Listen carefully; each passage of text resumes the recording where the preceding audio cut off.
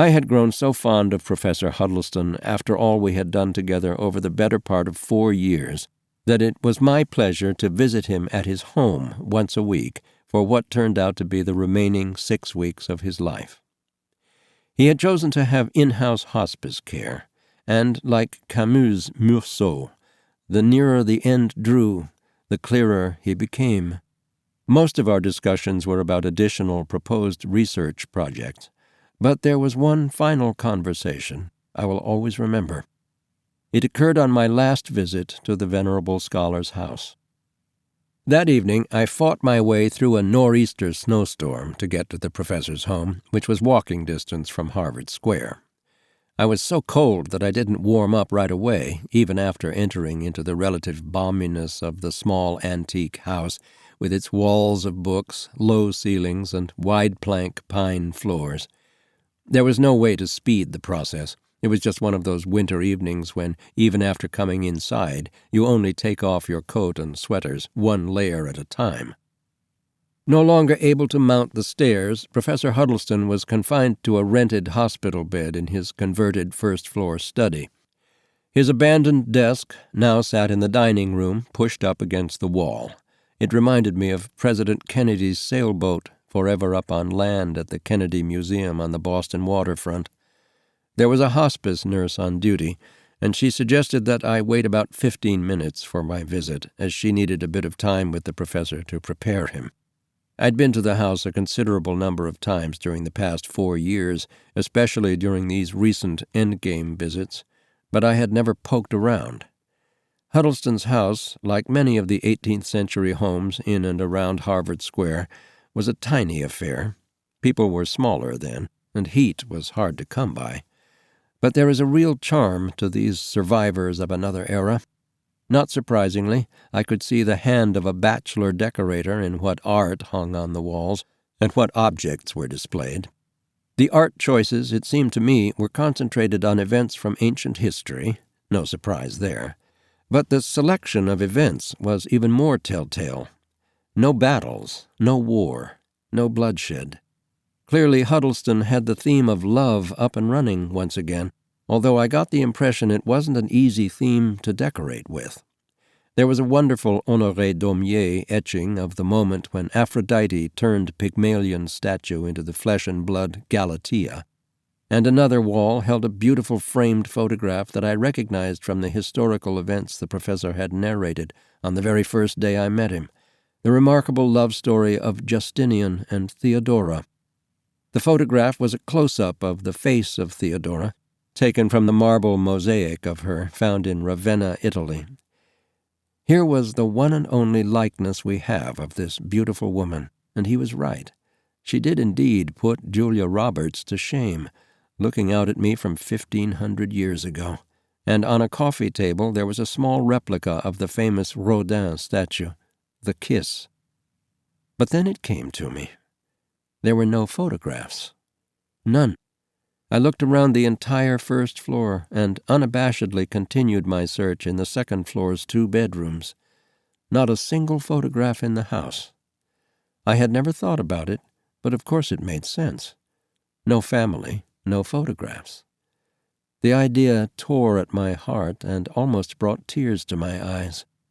Like so many others, I have and treasure an ever-expanding collection of family snapshots. As I write this sentence in my home office in 2016, if I look up, I peer into the unthinkably deep dimples in the cheeks of my then 4-year-old son.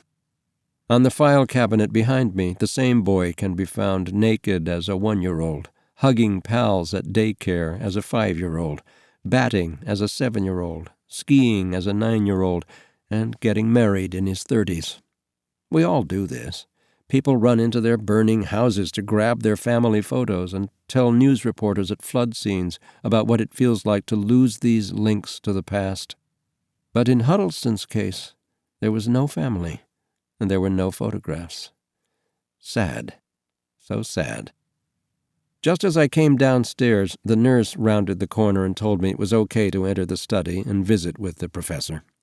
I was still deeply chilled from the winter storm that howled outside and whistled its way through the clapboards of the old house, So I asked the professor if he wanted me to build a fire at the end of his bed in the old fireplace that graced the room.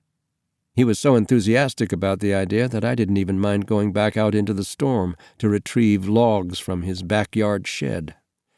The professor didn't say a word through all my Boy Scout efforts to get the kindling arranged, place the logs, and light the fire. I thought maybe he had dozed off, but when I finally succeeded in rousing flame, I turned and could tell that he had watched the entire production. After still another considerable period of peaceful silence, save for the storm's raucous sounds and the fire's gentle crackle, I asked if there were any final legal issues he wanted to discuss. "No, not at all," Huddleston replied. "Everything's the way I want it. And, Counselor, thanks for all you've done to make that happen, and another thank you for coming over in this awful storm to visit me. It's above and beyond the call of duty." We both grew silent again, each of us staring into the fireplace, allowing the crackling to tell us its story, as fires have no doubt seized and held the attention of people from the earliest of times. 10 minutes or so passed, and when I looked over, I could see that now the professor's eyes were closed. His breathing seemed shallow and raspy, and it was clear how little strength was left to the man. I didn't know what to do, so I just turned back to the fire. I looked back a little while later and was pretty certain that the professor had fallen asleep. I stood and started to leave, but the 200-year-old floorboards creaked loudly, and when I looked over at him again, his eyes were wide open. "Leaving?" he asked. "Sorry, I thought you were asleep. Are you okay? Is there anything I can—" "Yes," Huddleston interrupted. "Sit down." I did, of course, and waited. He took 6 breaths, each audible, each slower and hoarser than the last. Finally, looking back at the fire, he spoke. "There aren't any more stories." It took me a moment to reply. "I understand.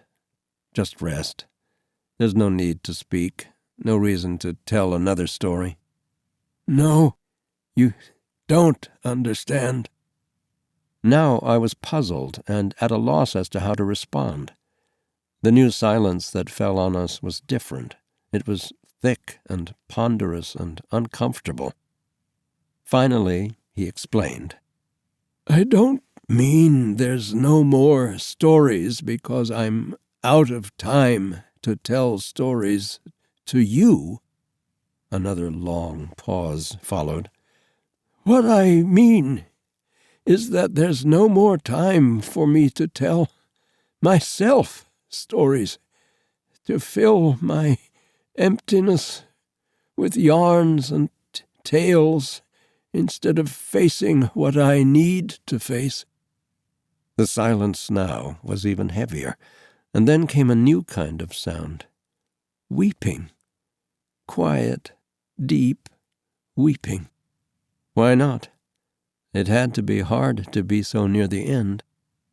But that wasn't the issue at all. Another minute passed, and then the professor spoke from his heart. "It's like my father and his father and his father and his father are all crying out inside my chest. 'Henry, what have you done?'" The crying now was accompanied by moans that went deep down into the soul of this man. I sat silently, hoping my presence was some kind of comfort. I thought again of Camus' The Stranger, and how Meursault blossomed as he watched his gallows being built, and how he denied the priest's offered absolution, the morphine of the soul. "While I'm delighted you're here, Counselor, your presence doesn't make me feel any less alone. You can't fill that role. I see that now. The only people who could have done that for me aren't here, because I never allowed them to exist. No wife, no child, no grandchild, no future." What was I thinking? I wasted so many years that needed filling up with my life, not with stories about the lives of others. What was I thinking?" And with this unburdening, the tears and sobs increased fivefold. With all my heart and soul I wanted to leave that room and get out into the sideways snowstorm that would cleanse me of what I was hearing, what I was witnessing. But it was not my time, not yet. It was still his time. Again the words came back, spoken so slowly and in a voice that couldn't have been more different from the professor's storytelling tone. "Yes, she was dead, but I was still alive. And there were other loves to find, other lives to build. How could I have failed to understand? 1,000 stories of love, and never their lesson learned." Then there was only raspy breathing, and there were no more words. A troubled sleep had snuck up behind the professor and taken him into its embrace. I left the room, told the hospice nurse that the professor had fallen asleep, and walked back to my car without putting on my hat, beseeching the wind-blown snow to cool my burning face and soothe my aching soul. And when I finally arrived home, after a torturous drive, I took my sleeping child up into my arms, brought him into bed with me and my wife, and slept as closely bundled against the two of them as I possibly could.